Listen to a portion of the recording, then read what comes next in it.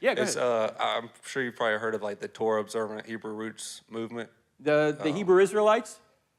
Yeah, Yeah. yeah. Okay. I don't know. How do you go about that? Because I have a couple friends who are in that, and it, I don't know. It's hard to get through to them. Like they're kind of blinded by what they believe Okay, in. So I well, don't. when they have a position, it's not your job to refute the position, it's their job to support the position.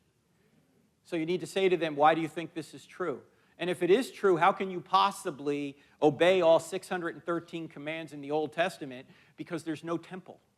Yeah, and I have said that to them, but Uh-huh. it's like they say they do what they can, kind of thing. And if they did have a temple, they would do it. And if they even go as far as to say that if we could stone people, we'd stone them now.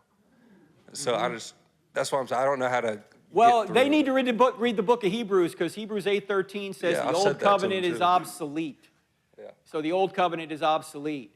In fact, read the book of Galatians or read Acts 15 when they're having that first church council and there are members of the Pharisees who have become Christians and they're bringing a question to James, Peter, and Paul and saying, do the New Testament believers have to obey the Old Testament law? And what do they say?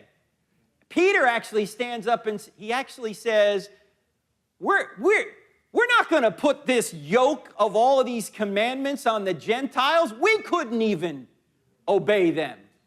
And then they write a real short letter that says basically, don't eat meat sacrificed to idols, stay away from sexual immorality, and if you do that, you'll be fine. Farewell.